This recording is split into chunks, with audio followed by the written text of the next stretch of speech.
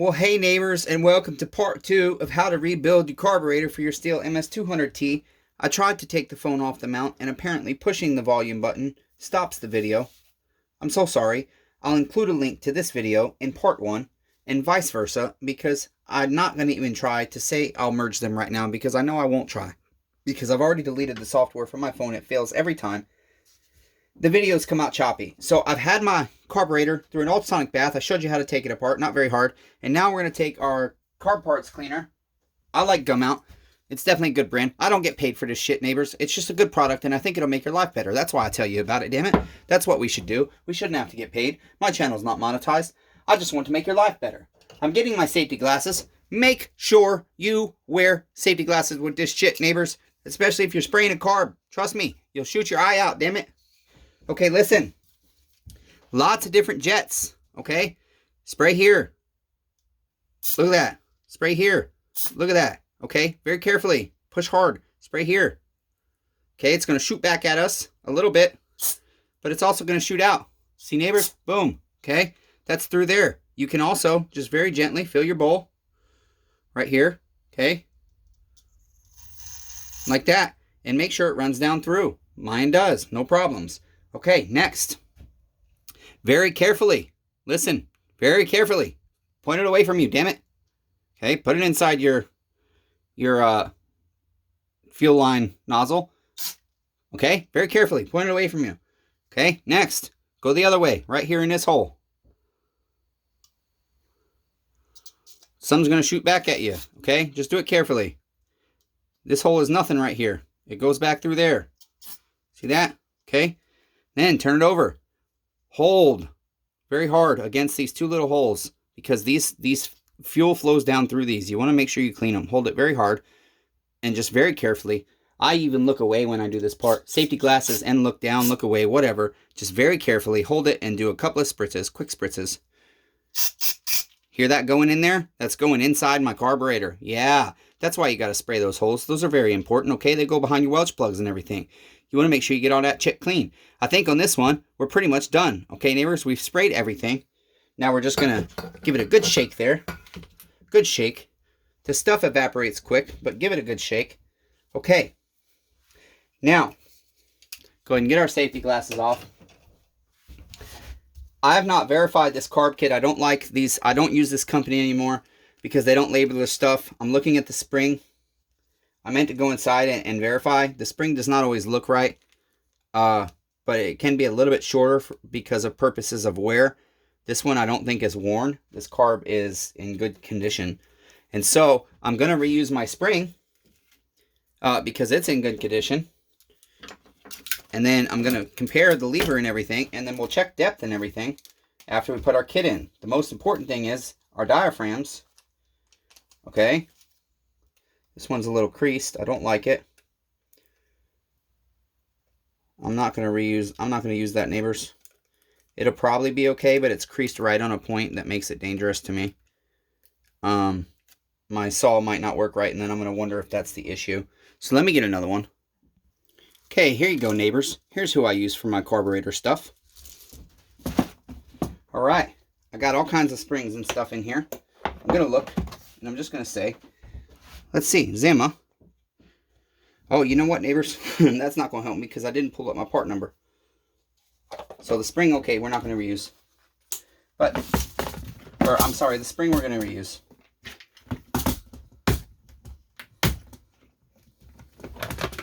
Then we'll just get a diaphragm here. The right one. Let's see.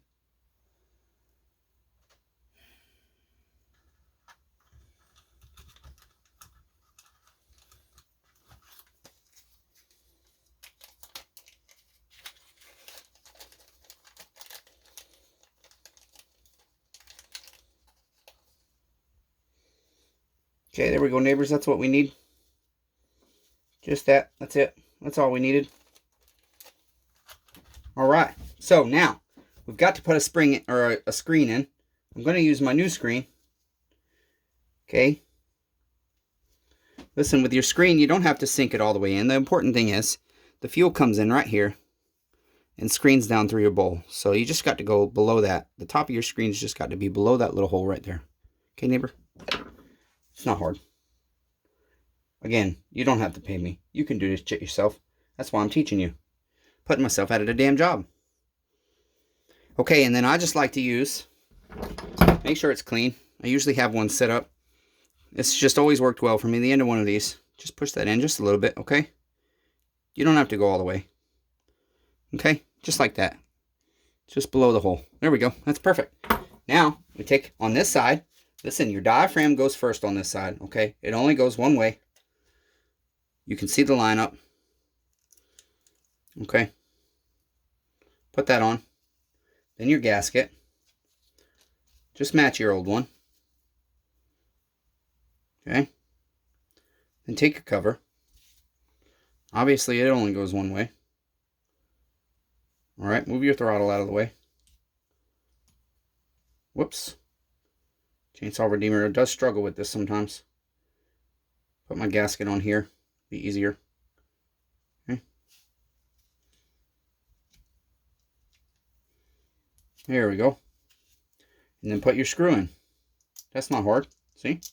Again, you can do that shit yourself. That's why I'm teaching you. You don't have to pay me. It would be nice if you buy your carb stuff from me, though. I do sell carburetor kits. Okay, they're just not listed online. I'm trying to start a website. I'm just not there yet. Okay, neighbors? But if you do need the carburetor kit for this, I will sell it to you.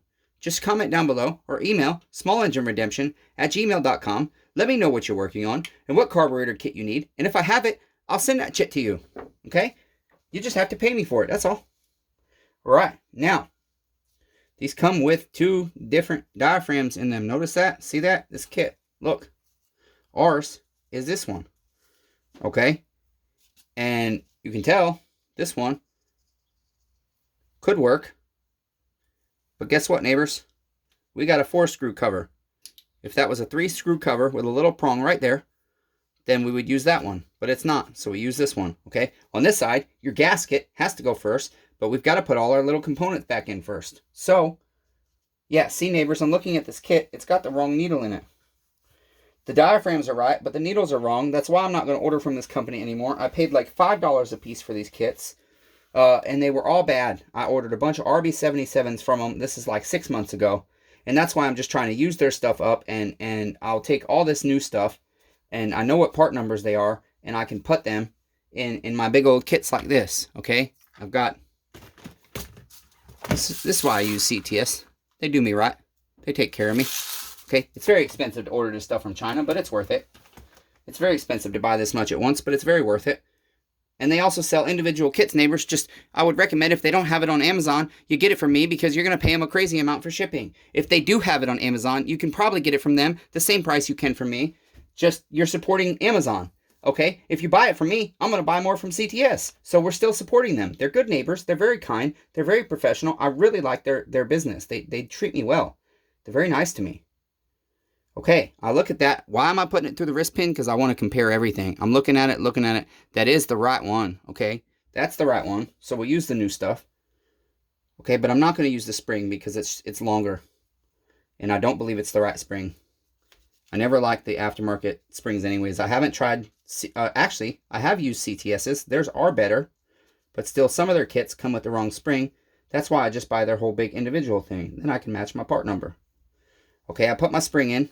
And then I'm just going to take this, okay? I'm going to hang my needle from it, right?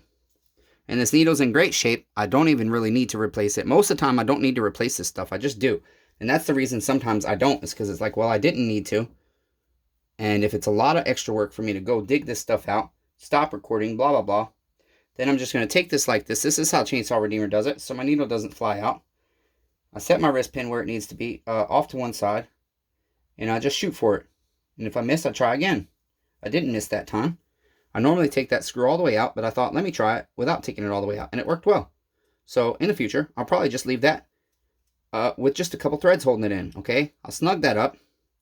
Check that. And before I tighten it, I'm going to get my little tool here that I got to dig out. Boy, Chainsaw Redeemer cannot wait until you guys make him wealthy enough to pay for a new shop because he's drowning.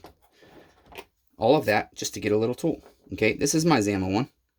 I look for C1Q. C1Q right there. So that means I've got to put this against the body. And it should be flush. Look at that, neighbors. Perfectly flush. See? Okay. There you go. Let's see. How can I get you a good view so you understand what I'm doing? There you go, neighbor. The top of my lever is flush with the body of my carburetor. Okay, with some other carburetors, it's a little bit different. Here's your wall burrow tool.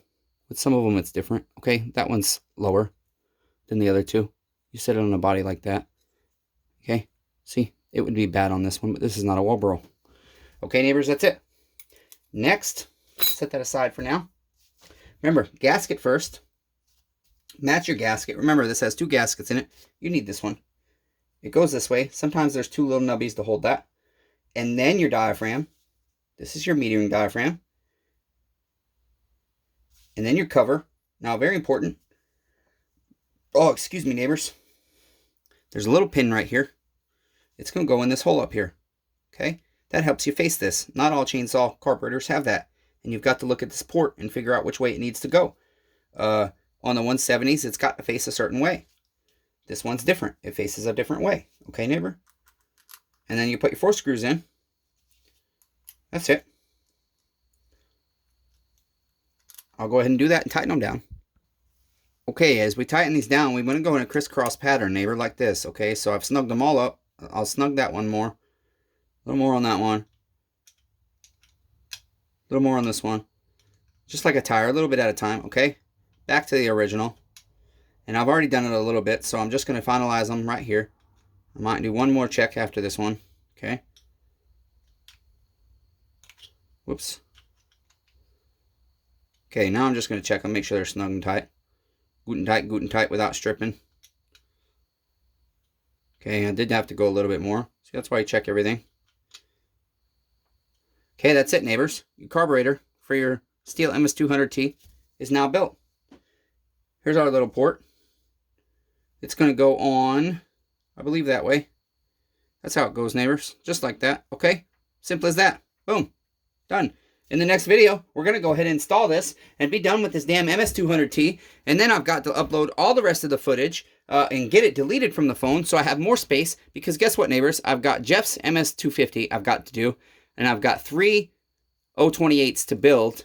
And I've got 1 neighbor mics that I've got to see if my Permatex fixed the blowback issue. Because I'm getting blowback on that saw. And the only place I can find it nearly to present is behind the carburetor. And I have gentlemen telling me, like, neighbor Ted, thank you so much. Various things that they have saws like that run fine. This one, unfortunately, there's so much blowback. A little bit would be okay, but there's so much that it would just kill the saw. Okay, I don't know if I'm getting lean condition or not. I just know the blowback is terrible. So until next time, neighbors, be kind to one another. Everyone is facing a battle.